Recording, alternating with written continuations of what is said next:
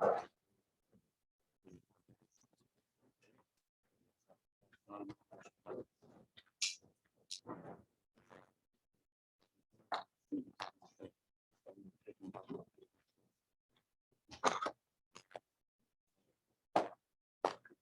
we actually set a date? Did we set a date for the retreat yet? It is the 15th. Sorry, I forgot to order.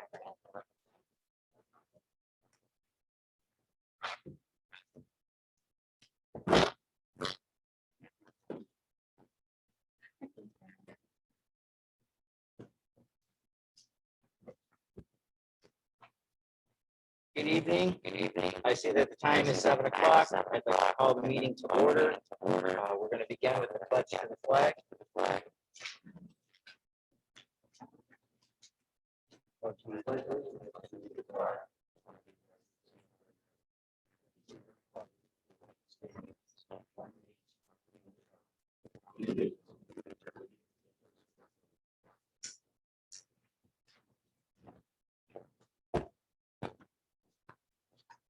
Before we begin, I just want to advise everybody in regards to the standard protocols for the school. We do ask that during the time of the meeting that the policies of masks are enforced. So please make sure that you maintain your mask during the call of the meeting. With that, we will go into item 2, which is presentations. And I'd like to open the floor up to Joyce Moore from my circle.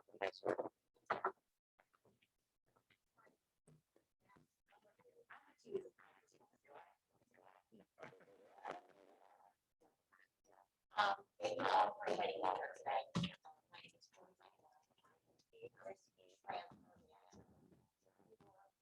New York School Insurance Association, which is the insurance company that has prescribed. I'll tell you a little bit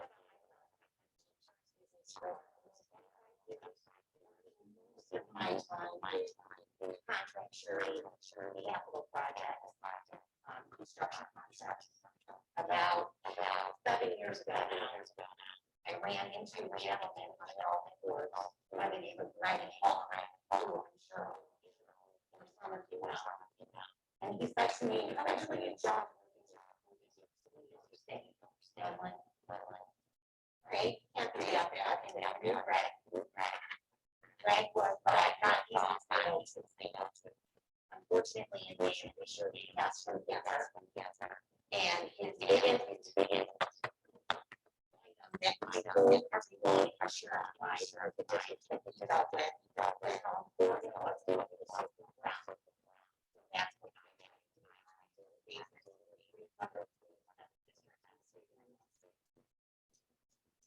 I'm not sure I'm over insurance. Back in the week, huge insurance. Districts were getting districts were getting increases of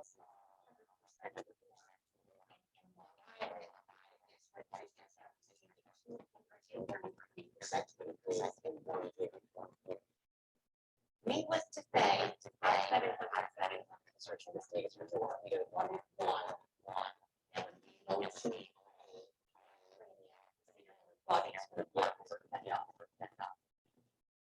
So what?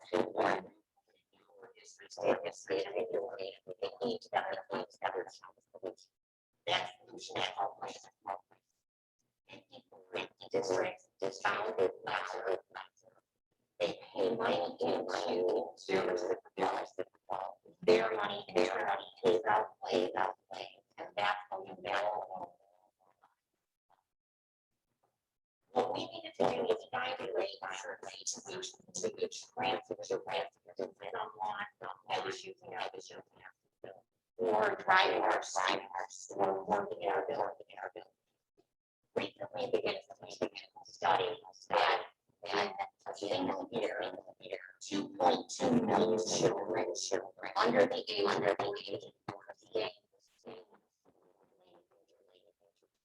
700,000 related, another 13,000 existing playground. That's that. 347 districts strong. We have an insurable value of $1 billion. We have approximately 100,000 students riding on a Friday bus each and every day, Friday, time. We insure 9,500 buses and places in billions, and we cover 25,000 So that's how we came up with the transfer. Our last insurance report updated on 2019. Many districts, even a month later, COVID is not so probably the best. I was loving it. There's a lot of districts, want building hours. So you know there are we have it here. There were only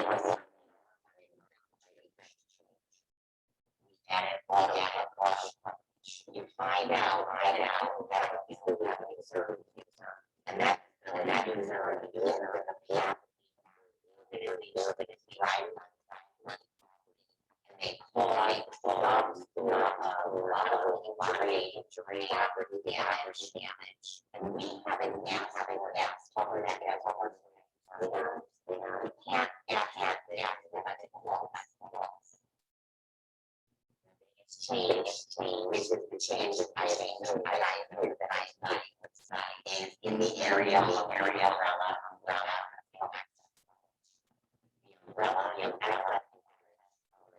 adding a action, your general liability for the most part. General liability, bodily and property. So most facility users recommend 1 million for the current. What about the 1 million for the current? There are certain where that $1 million should be a longer not. So for a general use, like a boys station or a girl station, we recommend $1 million umbrella coverage. To be honest, sometimes showing insurance, sometimes not.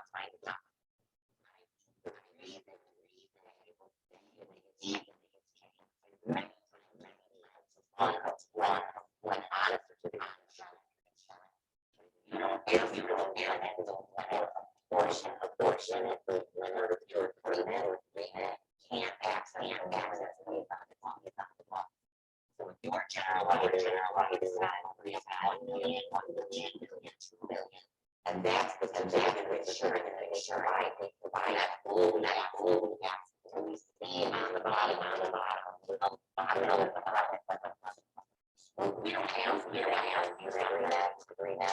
We don't user that first million remaining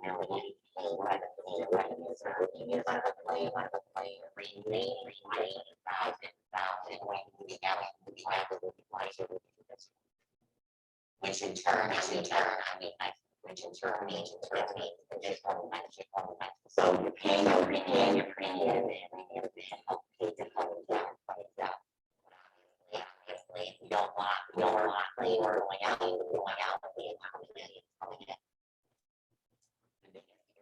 the area of change is outlet. Is huge exposure. Athletic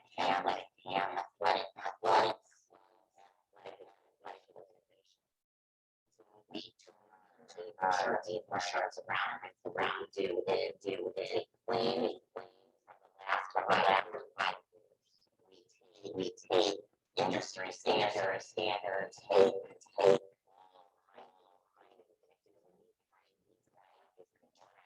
trend was linked.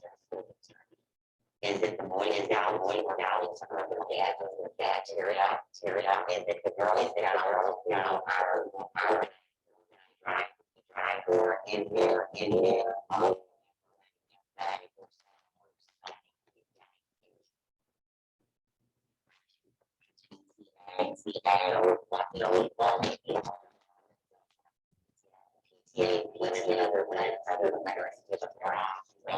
relationship in New York State, area, and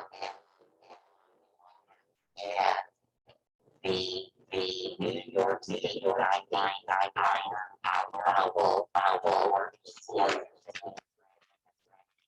there's not an issue. What is we need to remember that because the position changes frequently, those guidelines. There was somebody other thing that okay, that's not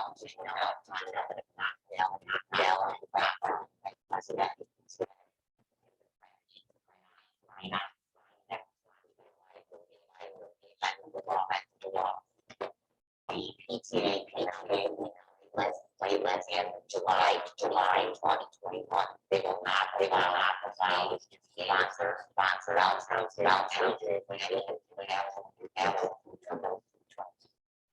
that is the PTA requirement. If you go on your state website, your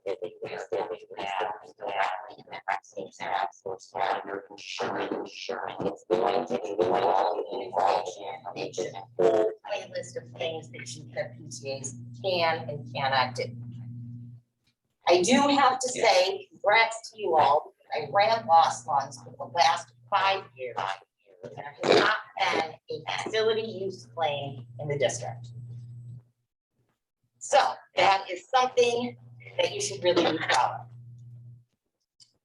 Let me give you an example or a couple of examples that may make it easier for you to understand when someone wants to come in to use the facility, why we try to transfer the risk and get insurance. So here's one of our things. An after-school program. A student tripped, fell, and was injured. Not because the district left something out, but it was considered improper supervision by the facility user. But anytime a lawsuit is going to come out, you are going to be included in that lawsuit because you own the property. You allowed them to come in the building. Does it make sense? Absolutely not. Here is a chess tournament. A user came in to use a gym, set up spaces for a chess tournament. On the wall, they put signs with the standings. A student went to look at the standings and another participant or spectator went like this, hit the girl in the eye. Parents had no medical coverage or very minimal medical coverage. So where are they going to go? They're going to go to the people that organize the chess tournament, and then they're going to go back to the district because once again, you own the property, it's all your fault. When we transfer the risk properly, we say, we let them use our facilities. They named us as an additional insured on their policy. They are responsible for that loss. Now, in that same instance, when you talk to someone about this, people automatically assume that if they provide you with insurance and they name you as an additional insured, that anything that happens in that building on that night is their fault. Well, if you let someone use your gym and you knew before they went in there that there was a big hole in the gym floor, and you didn't cancel letting them use it, or you didn't advise them that there was a big hole, you do have some potential liability. We are not asking for anyone to pay for our mistakes. We're asking them to pay for their mistakes. when they're using our facilities. When we talk about sports, we've had two highly huge claims. I need to say that one was a nicer subscriber, one was not. One was actually a local Western New York school district. And here's the gist of it. A 15-year-old boy was seriously injured as he was in a football camp and he was in an electrical accident. They were in the back of the school. A booster club that had insurance was hosting a football camp. It was a weekend camp. They had a goal post that was movable. It had wheels, it had a base, and it was moved somehow, somewhere over the weekend. The teams needed it, the booster club needed it for their camp. When they moved it over, they hit a power line. All four boys were electrocuted. Because in this instance, the district had a proper risk transfer, claim payments were over $6 million. The district, all they paid were some minimal defense costs because once they realized there was a risk transfer, the booster club was responsible. The biggest one to date that I have seen when I was here, have been here, there was a football camp. And it was a booster club, and it was a Monday through Friday camp. The club instructor brought logs, and he asked each team of 4 students to grab a log, and they had to carry it from one end of the football field to the other end of the football field. The coach or the booster club coach, not realizing that the weight of the logs should have been 150 pounds in total, asked these boys to carry in excess of 400 pounds on a log. They slipped, they fell, a log hit a 16-year-old junior in the head, and he passed away before they even got him in the ambulance. Claim dollars in regards to that, can't even, but I have to say, because the district had the proper information, the proper risk transfer, we ended up only paying out minimal insurance defense costs. And a lot of times, if we are known to be out of the equation, the carrier will also reimburse us for those defense costs. So my last and final topic, because I promise I'm not going to speak all night, is the big thing everybody loves, food trucks. Food trucks are everywhere. Food trucks are at the library, food trucks are down the street, food trucks are at the post office, everybody loves food trucks. They are a fun way to treat our staff and students, but we also have to make sure we get the proper risk transfer. Your general liability is going to cover third-party bodily injury. What's an example? A food truck has a bin where people can go into the bin and grab themselves a cold drink. Unbeknownst to anybody, a bottle in the bin broke. Someone cuts their hand. They don't have any insurance. They don't have enough insurance. They don't want to pay their high deductible. Don't transfer the risk to that food truck vendor because we didn't put the pot or the soda into the bin. Who's paying for the claim? Once again, it's you because you're the property owner.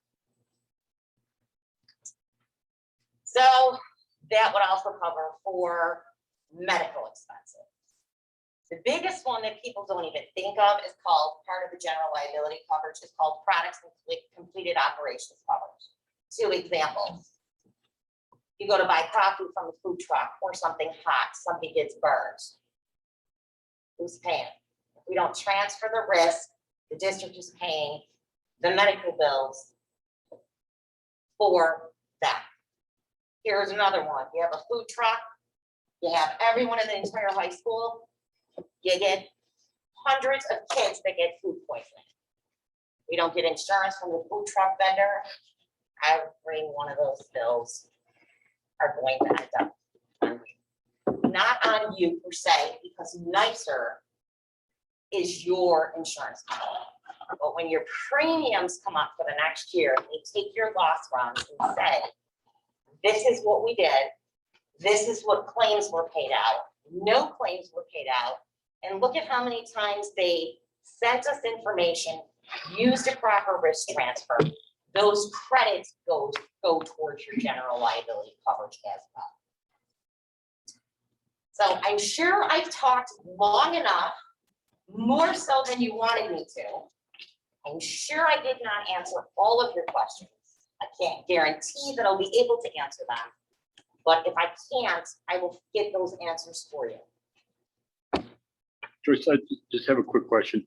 I don't think we have any problem requiring any organization that wants to use our facility to provide us with insurance coverage.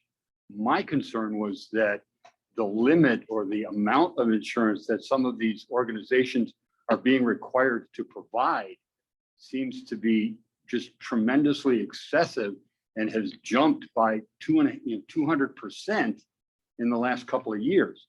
And we go from $1 million coverage to needing $5 million coverage. Given the fact that in the last 2 years, there probably haven't been a whole lot of claims because, again, we haven't been using the facilities. Absolutely. That is the big question. And I have, what drove or what dynamics caused this astronomical rise in the requirements for these organizations like soccer clubs or Little League or any of these other facilities that want to come in and use our facility? Absolutely. In your current use of facility requirements that are on the district website, which is how they were before they were updated in 2019, that excess amount was always included in there, but what was always left blank. So when the districts had a facility use, they were able to put in that amount that they felt was sufficient. Well, many districts, which I can completely understand, call and say, how do I know what number to put in there? How do I know what the exposure is? How do I know that, someone can give me $1 million in excess and that's going to be enough? So we broke it down into those 3 subtitles, carnivals and fireworks. If you've ever watched a turf start on fire from one end of the field to another because of a wayward firework, you can see why there's a $10 million exposure. When you have a carnival, we have some, and remember, we're doing requirements for 347 districts. So if you have to make adjustments, those are yours to make. We don't govern what you're willing to accept. We're providing you with our best recommendation of what we feel is needed to protect the district in the event of a loss. So if we had, let's say, a soccer club that wanted to use it, or let's say the district wanted to have a parade, and we wanted to have, the Boy Scouts make a float, or the soccer club make a float. We don't need to set the requirement for that insurance at $5 million. We have discretion as to what amount. You have discretion. And my only caution is if you don't want to come up with a set limit for certain things, it's very difficult to waive or accept something for one and not for all. I don't know if you just saw this on the news the other day, a 12-year-old boy in Iowa. He was on a parade float, went to jump off the float. His foot slipped because it had started to rain, hit his head on the concrete, died. Now, we don't have any insurance to transfer that risk because it was the float from a booster club that wanted to be part of it, that's all coming back to you because that's your parade. The liability would end up coming back to you because you didn't ask for risk transfer. Now, is every situation going to end up that horrible? Oh my God, no. Okay, so it's not necessarily an issue with the coverage. It's making sure that in the policy or in the form that we have them fill out, there's some specific clause about risk transfer in each of these documents, correct? Yes, which is part of your facility use form when someone comes to use the facility. And is there specific language that needs to be in there to make sure that when they sign that does, limit or cut down, or and I don't want to say eliminate because I know you Right. can never eliminate it. But is there some specific kind of language that we can ensure is in our use form that would abrogate any kind of responsibility or at least limit the liability that we would have, for example, for a parade or a soccer camp or whatever the case might be? Your liability, the district's liability is going to end up dependent on what you've asked for, not only in your facility use agreement, but if you waived something on your facility use agreement. So if you have a parade and in your use agreement, it says general use 1 million, athletics 5 million, and and you say on the parade, well, let's take $1 million for the general liability. Let's take 3 million in the umbrella. And that claim, because that boy fell and died, is in excess of what you've asked for and what you've accepted, that liability is going to fall back on you. Regardless of any language.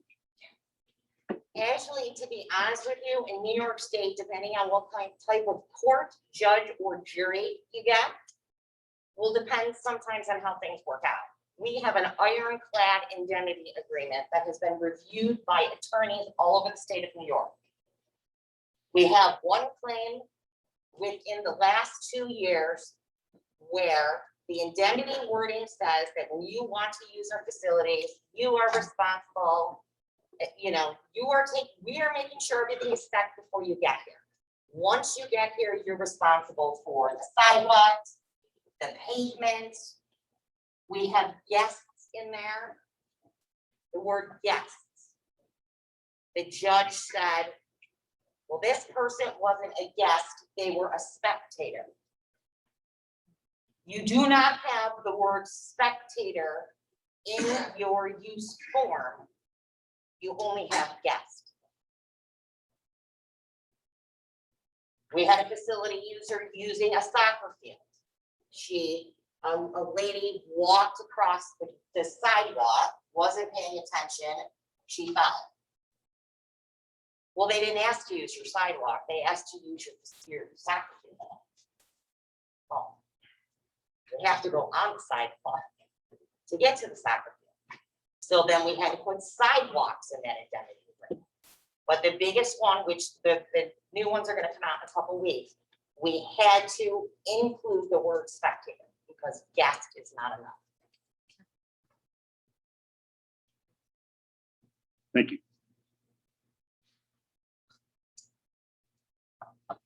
Joyce, a question came up when the board was discussing this, and I think I know the answer, but nonetheless, I'll ask it.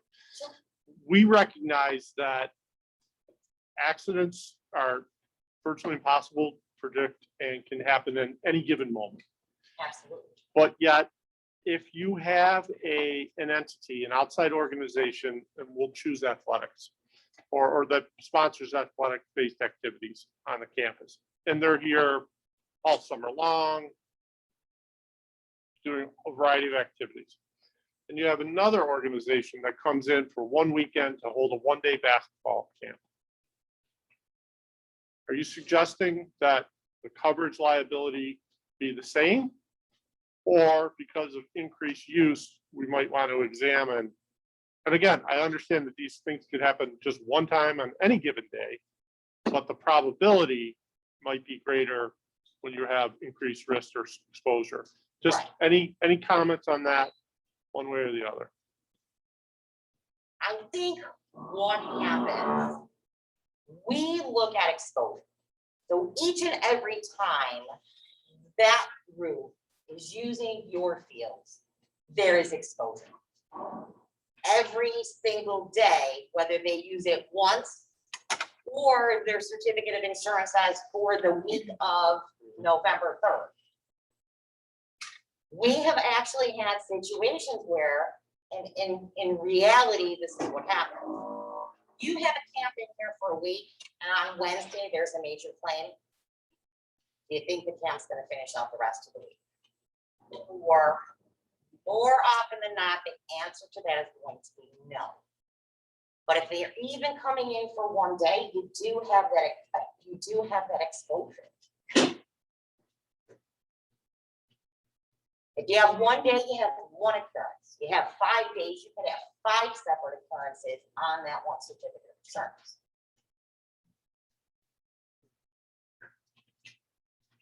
Anything else?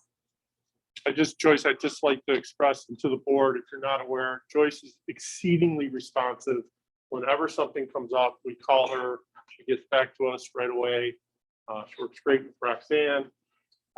Sometimes we have to drill down on certain particulars on issues, and I just want to express how much I appreciate you coming out tonight for this information. It was exceedingly helpful. Absolutely. And you always know where I am 24/7 if you need me. Okay, Thanks so much, everyone. thank you. Thank you. Thank you. So sorry, guys, you have to listen to that.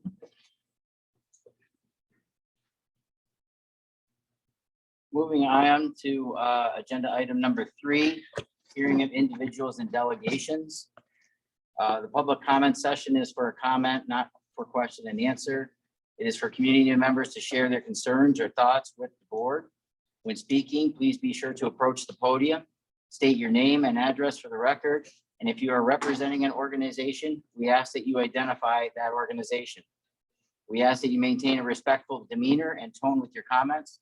Please direct all comments to the board members and not to other members of the audience. We are allowing each individual that has submitted a pink card to speak once, and that you limit your comments to 3 minutes out of respect for others in attendance this evening. We also ask that you do not identify individual staff members or students by name for critical comment. Direct these matters to the superintendent outside of this meeting during school business hours.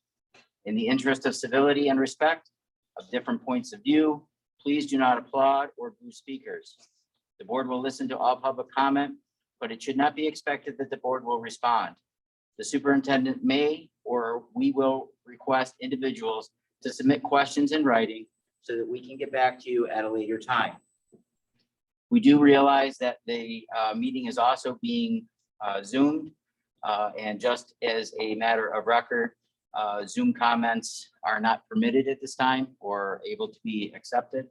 So as a result, we will go with just those that have presented pink cards.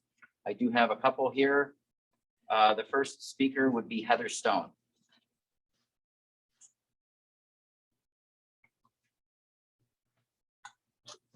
Sorry, I don't kill over at the top of that on my mouth. So, hello all. So I just wanted to share a concern that I noticed today. So wanted to mention that I was a bit concerned about the letter proposed or posted on the school's website from Superintendent McCabe. I feel that it's a bit misleading. So the letter is written states, as you may be aware, the Food and Drug Administration Advisory Committee has approved the Pfizer COVID-19 vaccine for children from ages 5 to 11 years old. So that opening sentence is missing the key fact that the shot was approved for emergency use only. So by not including that emergency use fact, the parents are led to believe that the shot has been granted full FDA approval, which it has not. There's definitely a big difference between formal approval and emergency use approval. Emergency use approval can be granted without full testing and rigor that is required for formal FDA approval. emergency use does not carry the same safety stamp as full approval. In fact, Dr. Eric Rubin, who was a member of the FDA Vaccine Advisory Panel, who was involved in approving the Pfizer shot for emergency use for ages 5 to 11, stated, "We're never going to learn about how safe this vaccine is unless we start giving it." So in the interest of transparency, I'm asking that you update the letter to include the fact that the shot has been approved for emergency use. Additionally, I'm asking that the Akron Central School District does not plan to host a vaccine clinic for a shot that has already been approved for emergency use. The lower standard of safety should not be promoted in the district. And while we're on the topic of full FDA approval versus emergency use approval, I did a little independent study and I found that people didn't know the information, so I'd like to share it. Pfizer has the only fully FDA approved shot, which is only approved for ages 16 years and up, while Moderna and the Johnson & Johnson shot are still being injected under emergency use authorization. So I just wanted to make sure that that was noted. On a different but similar note, I'd like to make everyone aware that on October 20th, we had an Assemblyman Dinowitz, don't know if I'm pronouncing his name properly. He introduced Assembly Bill 8378. That bill was referred to the Committee on Health. And this bill, if passed, would mandate that the COVID shot would be mandated for attendance in schools. And funny, I started talking with parents and I had a gentleman say to me, "They can't do that." Oh, they can. They did in the past and they will. If we don't stand up and start pushing back against these politicians that are making rules that they think are in the best interest of our health and in our public schools. Thank you for listening.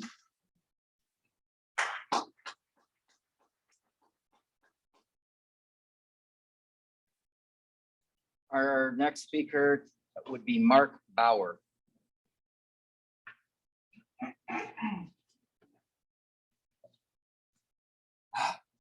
All right. Mark Bauer, 13588 Stage Road. They say you should always start with a compliment, so I will. I think this is a great school district with caring and compassionate staff that provide a top-notch education. Lessons learned outside of school by family, friends, and the community are just as lasting and often just as important. My mother taught me one such lesson that really stuck. A man is only as good as his word. See, words, vocabulary, the subject of English, is taught here, and words matter. Things like 14 days to flatten the curve, lie. 6 feet of social distance and plastic barriers needed in school are required, not needed anymore, but masks are. Now, the current governor, a fan of the vaccine, said it's, quote, a possibility that it will be required for kids in schools, unquote. Keep in mind that those pushing this vaccine were against it 12 months ago. If a man is only as good as his word, then these folks are no good. Well, maybe English isn't your cup of tea. It wasn't mine, so let's try math. My 7-year-old can tell me which number is bigger and which is smaller. It's easy, she says. I'm sure there's students here in 7th grade that can understand bar and line graphs and show the rise and fall of infection rates. Grab a high school student, they should be able to explain statistics, averages, and the law of probability to us. It's not hard to do when you attend a school as good as this one. English and math can be boring for most, so let's look at something more fun, science. Here, we learn the scientific method done by asking a question, forming a hypothesis, conducting an experiment, analyzing the data collected, and forming a conclusion. Many of these have been done in regards to COVID in the last year or so. Much of the results are conclusive. Some are still unknown. One of those unknowns are the long-term effects our kids wearing masks for lengthy periods of time during early development. The scariest unknown we are facing now is this vaccine, forcing people, and worse, kids, to be part of an experiment process is a huge concern of mine and money in the country. If you don't find this concerning, then let's visit one last subject you teach here at Akron, history.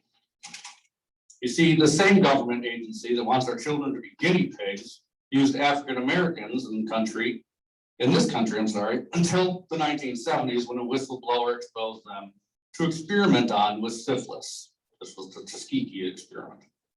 The goal was to observe the natural history of untreated syphilis in those populations, but the subjects were completely unaware and received no treatment at all when they thought they were getting a cure.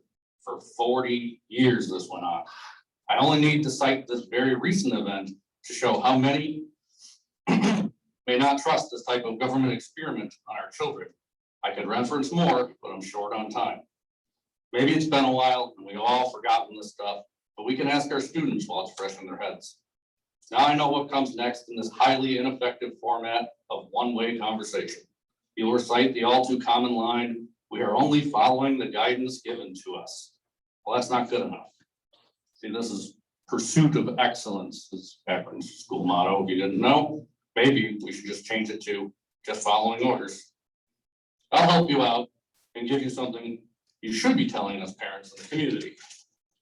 This board hears and shares your concerns. We are doing everything possible to meet your requests while keeping our children safe. That will go a long way, provided it's true. A board is only as good as its word, I imagine. Your website states your primary function is to quote, provide students with a quality program consistent with the views of the Akron Newstead community, end quote. Well, take the masks off our kids and refuse the expected vaccine mandates. That's our view. Thank you.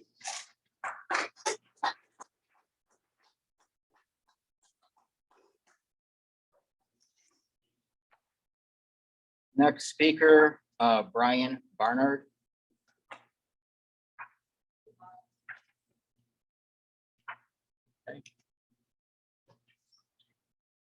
Then we can hear from Sue Borton. Good evening. My name is Sue Borton. I live in the Akron School District and currently have 2 high schoolers who attend here. I have come to the last 4 board meetings and heard my friends brilliantly and passionately speak on issues that are near and dear to them. And I can say with confidence that they speak for a lot of other parents who feel the same way, myself included. And each time the group of them finish speaking, I hear the same thing over and over again, which is Mr. Grant, Mr. McKinnon, Mr. Bukowski, 2 Akron parents, and Mr. Green have had a meeting to discuss these issues. I also hear, quote, "Our hands are tied." And I suggest you contact your local representative. Trust me, we have done that and will continue to do so. However, I cannot help but hear these same statements instead. Sorry, we cannot help you, and we don't want to help you. Am I and the others to feel the same way that I do, left to believe that those the community has elected and hired, those of you sitting up there, are useless? I sure hope not. Weren't you elected to represent us as parents and the community as a whole? I would love to see bold moves by the board and the superintendent on issues we have brought up. Specifically, the issue of the mask mandates. Mandates does not mean law. I have read the section in the Erie County Department of Health about how they are required indoors and on the bus. These bold moves that would promote freedom of choice, a choice to wear a mask if the parents so choose their child to wear a mask. If we give up this freedom, what other freedoms could we possibly give up? The vaccine, the freedom of choice to get the vaccine? Is it vaccine or drop the registration of our kids from the school district? But what would happen if Akron chose not to wear the mask in school? What would be the repercussions for the students? What would be the repercussions for the school? Would funding be taken away? Is it true that the school has received COVID grants that equal about $1,300 per student? Would that be taken away? I want to go back to our hands are tied. I would love to challenge the board and the superintendent to hold a town meeting of sorts, a Q&A session to answer the questions that we maybe can't trust social media to give us. But you guys have the answers, I'm sure you do, because you make the decisions. So you've got to know how to make those decisions. It has come to my attention that this mask mandate will end on the 23rd. I have also, and please correct me if I'm wrong, but I've also heard that one of 4 possible things can happen. They can drop another mandate where they'll hear from everyone, they'll take, compile emails and phone calls and how people feel about it. 2, they can just copy and paste and extend the current one. The scary thing of making it a law, but then there's that constitutional fight. And 4, no more mandate. I really don't see that happening. So I want to end with something that Ronald Reagan called, it's one of his speeches from March 30th, 1961. I believe it was entitled Encroaching Control. Our founding fathers here in this country brought about the only true revolution that has ever taken place in man's history. Every other revolution simply exchanged one set of rulers for another set of rulers. But only here did that little band of men so advanced beyond their time that the world has never seen their like since, evolve the idea that you and I have within ourselves the God-given right and the ability to determine our own destiny. But freedom is never more than one generation away from extinction. We didn't pass it on to our children in the bloodstream. The only way they can inherit the freedom we have known is if we fight for it, protect it, defend it, and then hand it to them with the well-taught lessons of how they, in their lifetime, must do the same. And if you and I don't do this, then you and I may well spend our sunset years telling our children and our children's children what it was once like in America when men were free.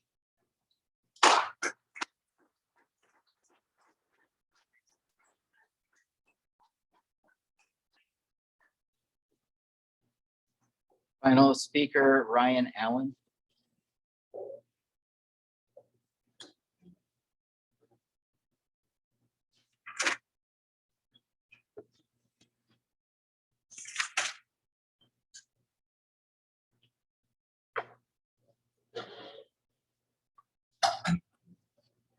My name is Ryan Allen. I live at 6 Townsend Street in the village. Just give me 1 second. Sorry about that. All right, to the members of the board. We have come to you guys time and time again to voice our concerns. Not only with mask mandates, COVID vaccine mandate possibilities, but also about the harassment and bullying of the staff, the students, by the staff who haven't received a vaccine but are eligible because they're in the right age group, but have made that decision not to do it at this time for whatever their personal reason is. You've ignored us. You've kicked the can several times. You've told us to contact our legislators. You have no power. You can't do anything. I call BS. We elected you guys. We put you in these positions. Now, I know the president is not here tonight, but I'm sure he will hear and see. Mr. President, if you can't do the job to set the meeting, the agendas, and to make the committees that's required of you to discuss a course of action to make these decisions, to bring them to the board, to inform the public, resign. Get out. Members of the board, if you feel that you're not answerable to the public, as the superintendent and the president are, you should get out of your seats right now and resign. You are here and elected by us to fight for our children. Not only educationally, but socially, emotionally, and physically. If you can't take that task, get out of the way and allow people to take the seats that will do that. Enough is enough. If you think we as parents have not made every effort to seek representation from our elected officials or to reach out to them and voice our concerns, you're all a bunch of fools. I've sat in these meetings a few times to watch the body language, the eye rolls, and the disrespect that come to the parents from the members of this board. Every single one of them has a right to speak and be heard. They don't deserve to be disrespected or dismissed. And I will again tell you, every single one of you from the superintendent down, stand up and do your job or get the hell out of the way so that other people can do the job correctly. We have always been respectful. We have always been polite. We have always come to you with our concerns, but you stopped listening. You stopped hearing us. Be better, do better. And I'm going to correct myself real quick because currently at this time, there is only one member of this board that has the trust and confidence of the community, and that is widespread. And what does that tell us as a community? If only one member of this entire board has the respect and trust of the community, it tells me that none of you have done your job.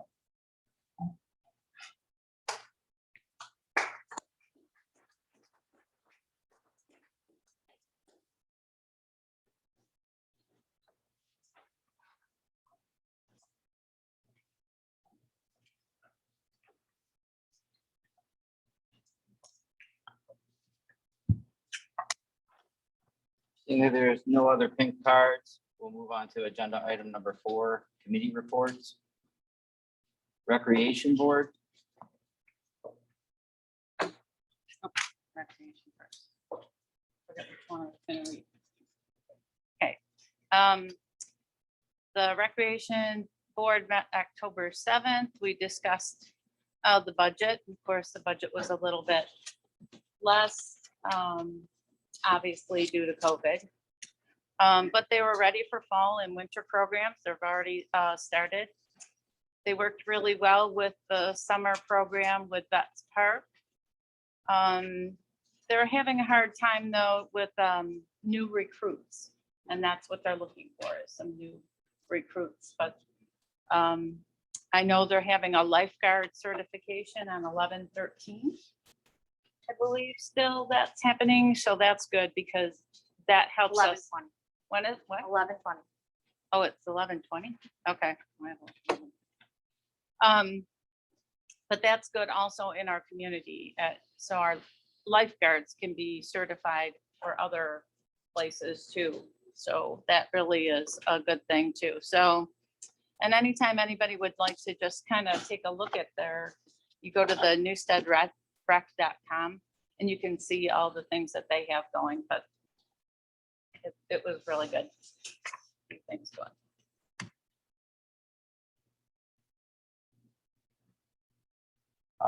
ECASB delegate. Anything from you? No, I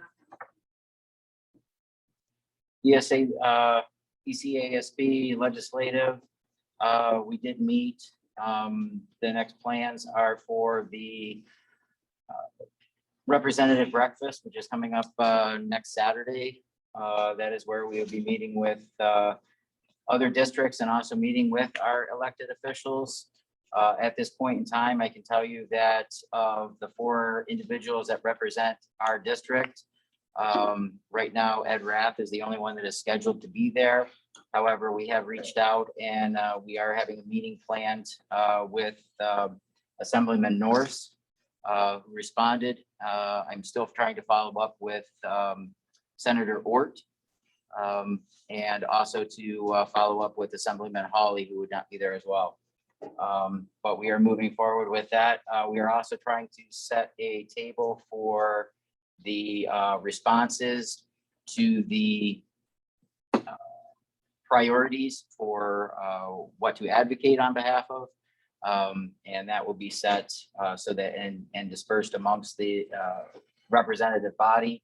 And that is what we'll be working on, trying to promote and advocate for with the representatives going forward. ECASB budget and finance. Next meeting Mr. scheduled for December.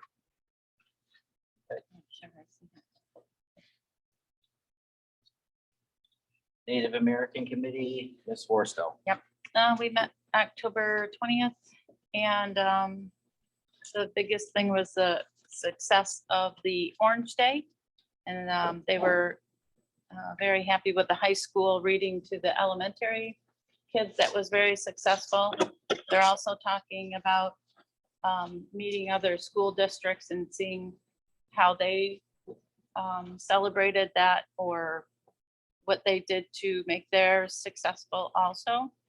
They talked about tutoring, and they still need quite a few things to figure out, like a time and a place, whether it's virtual to help the kids with some tutoring. Again, not a lot of internet there, so they're trying to get more and more boosters, and the school's really helping hard with that. And they're looking forward to the bus trip that we have with them coming up November 15th.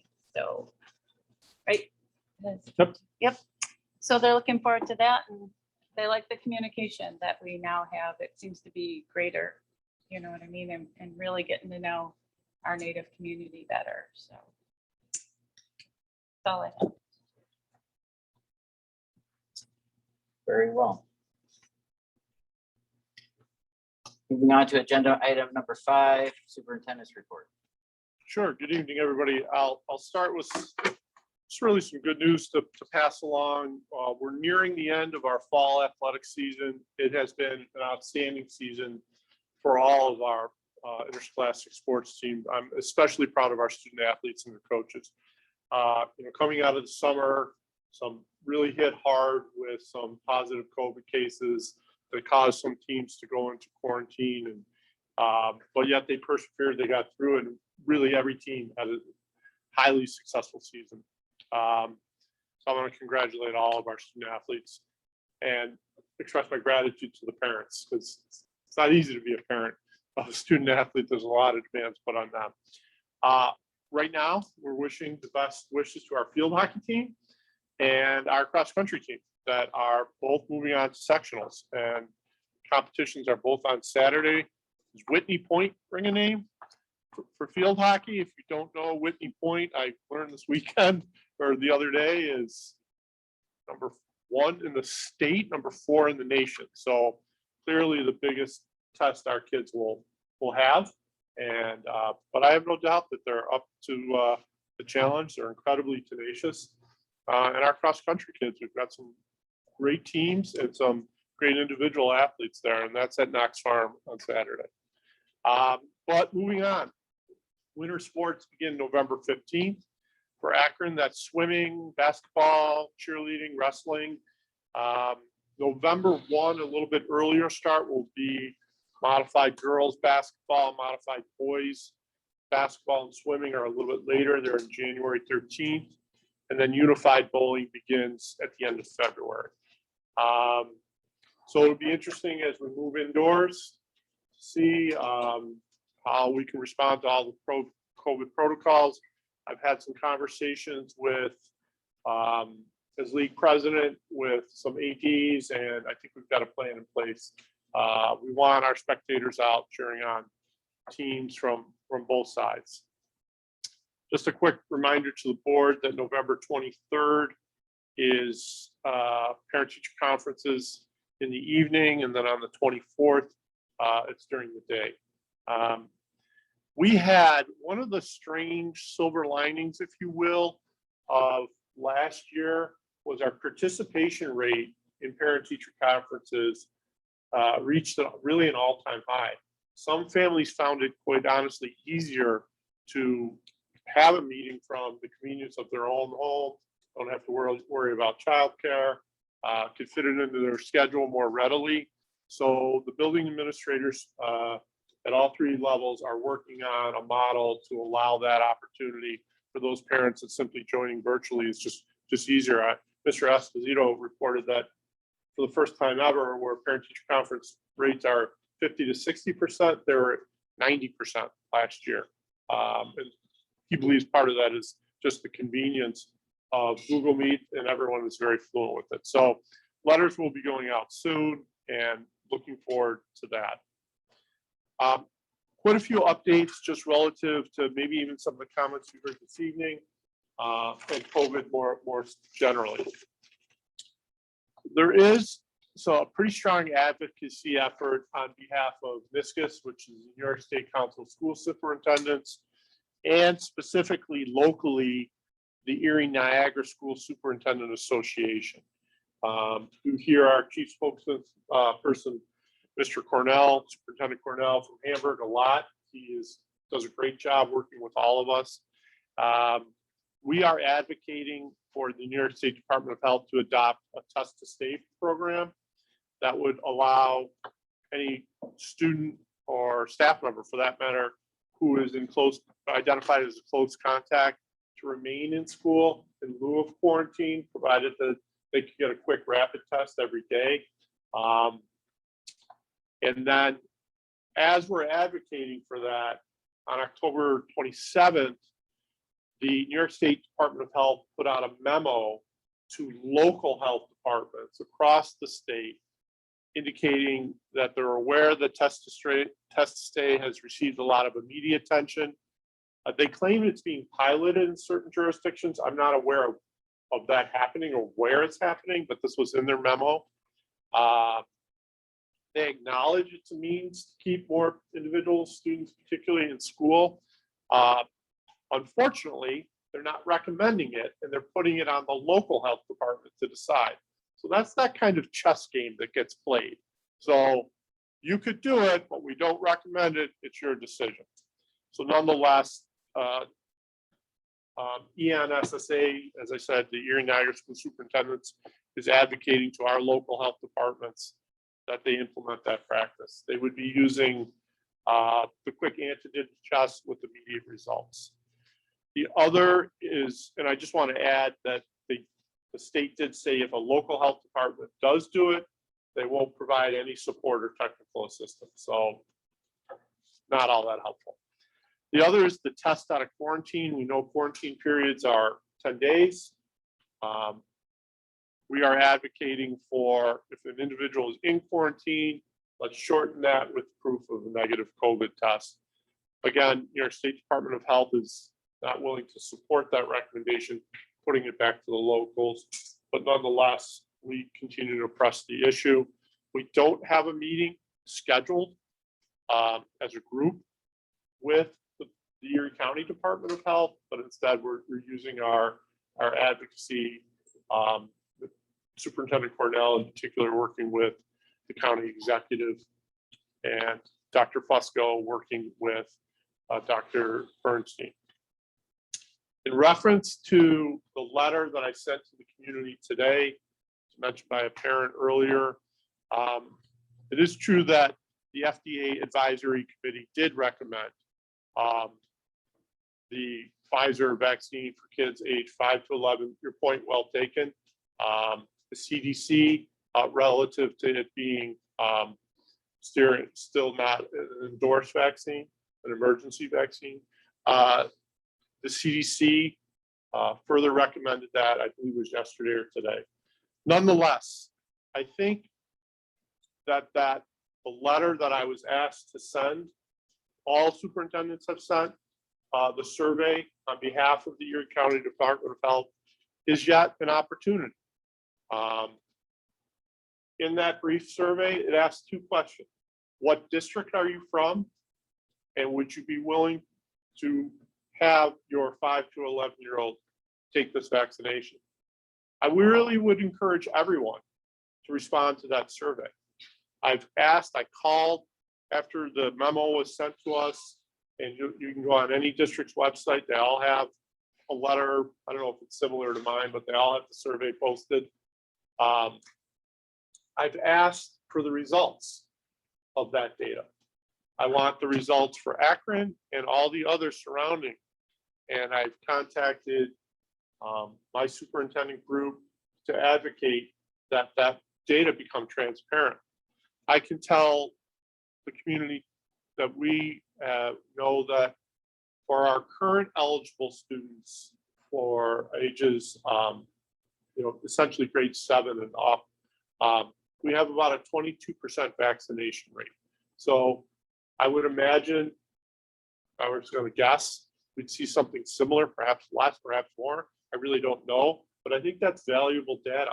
When we talk about representing community sentiment, there's an opportunity for community sentiment to go directly to our Erie County Department of Health and for us to have that data point. So again, I do encourage parents to complete the survey. Some positive news is that our number of positive cases has really stabilized. I try to give the board these updates. I like to do them publicly as well.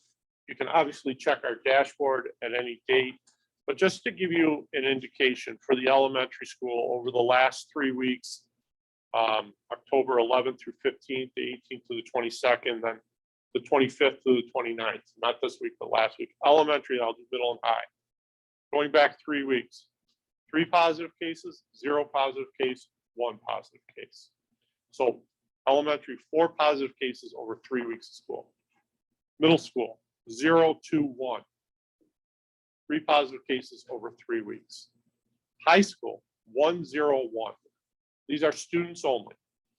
That is a far cry from where we were if you look at 3 weeks before that, when numbers at the high school were 15, 15, and 2.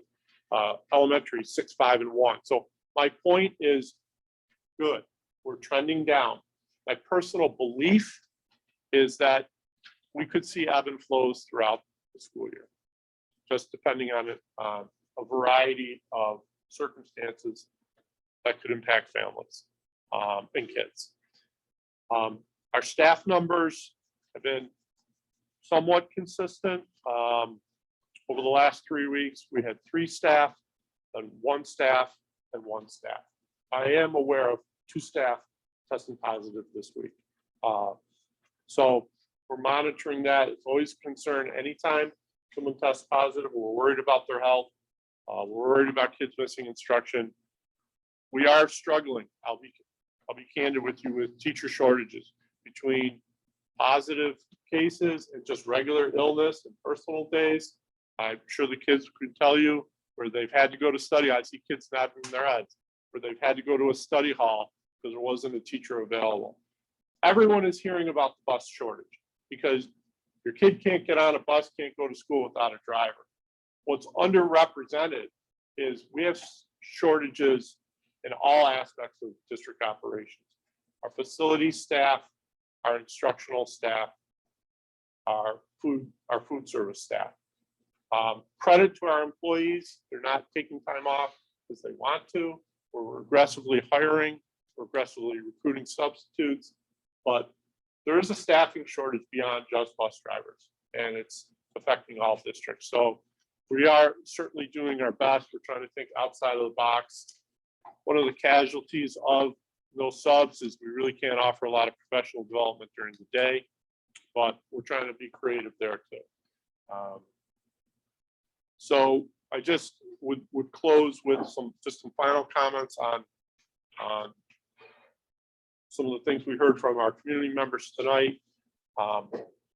They are heard. The last time I didn't call every parent that spoke last week, but I do try to do follow-up so the board is aware, either by email or phone call.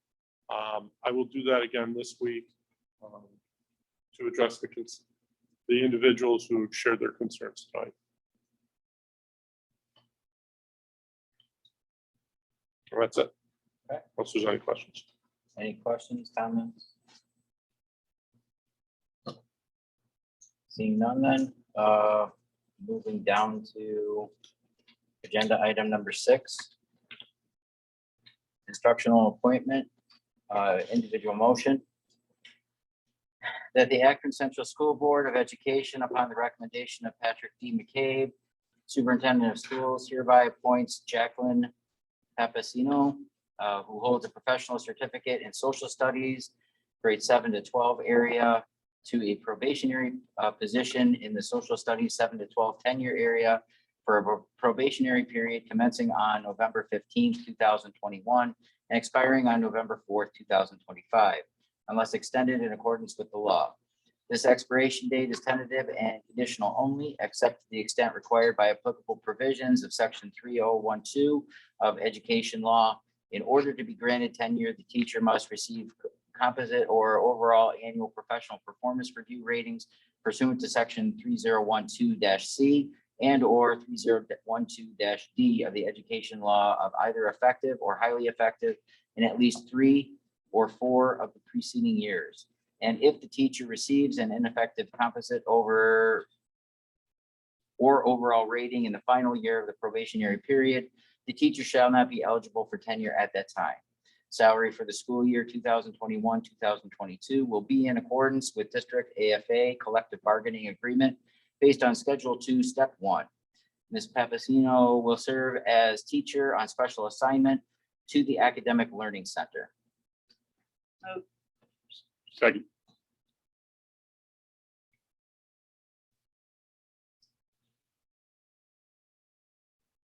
Motion made, Mrs. Kaya, seconded, Mr. Kenline.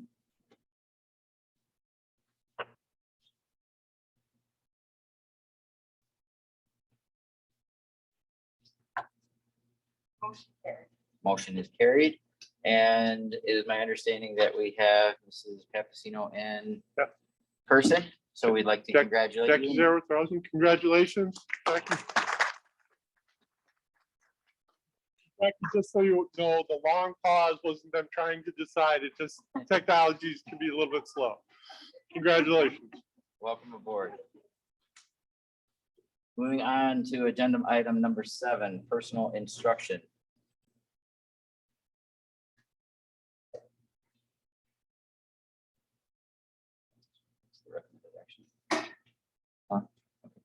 The appointment of Aaron Kepper as an instructional substitute for the 2021-2022 school year.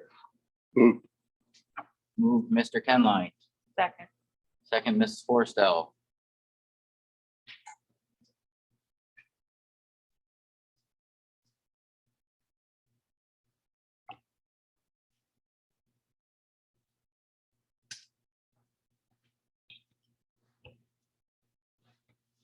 Motion carried. Motion is carried. Moving on to agenda item number 8, personal non-instructional.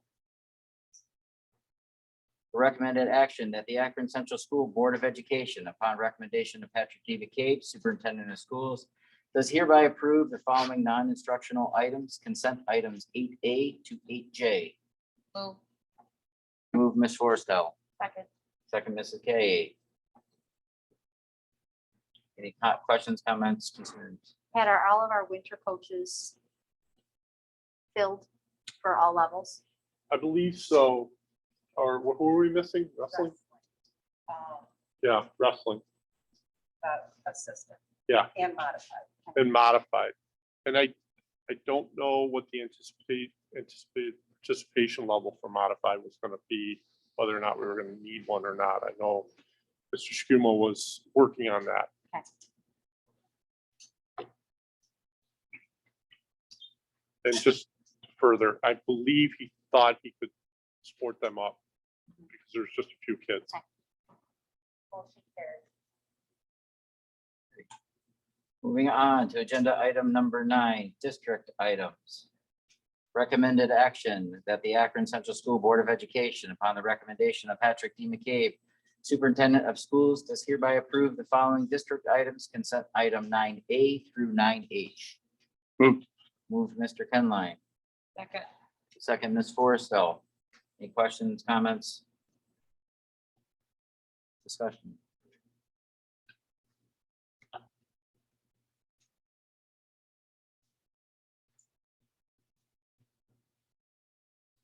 Motion carried.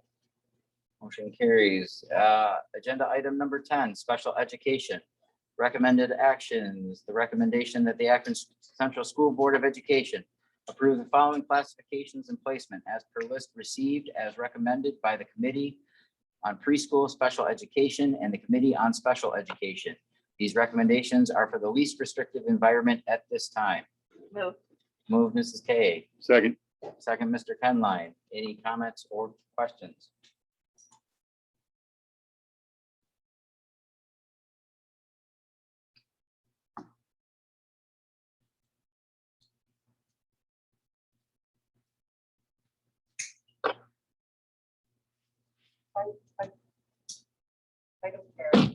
Item carried. Moving on to agenda item number 11, school board correspondence.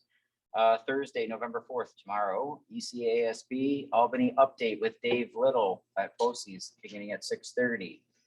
Saturday, November 13th, the legislative breakfast at Erie One BOCES at 8:30 a.m. to 11:30 a.m. And Thursday, November 18th, the legislative team meeting. Additional upcoming dates, agenda item number 12. Thursday, November 11th is Veterans Day. There will be no school. November 17th, a Wednesday, is our next regular business meeting here in the cafeteria at 7 p.m. Parent-teacher conferences on November 23rd from 4:30 to 7:30, and Wednesday, November 24th from 8 a.m. to 11:30 a.m. Thursday and Friday, November 25th to 26th. No school due to Thanksgiving recess. Moving on to agenda item number 13, board discussion. Are there any comments or questions or concerns, topics of interest for the board and public? Just the board. Well, to the, sorry. There's none at this time. There is a need to move to agenda item number 14 into executive session. We intended any business there? Nope. No intended business that will take place after coming out of executive session. I'll entertain a motion to, the need for executive session is for the discussion of employment history of a particular person. So moved. Moved by Mr. Kenline, Second. seconded by Ms. Forrestal.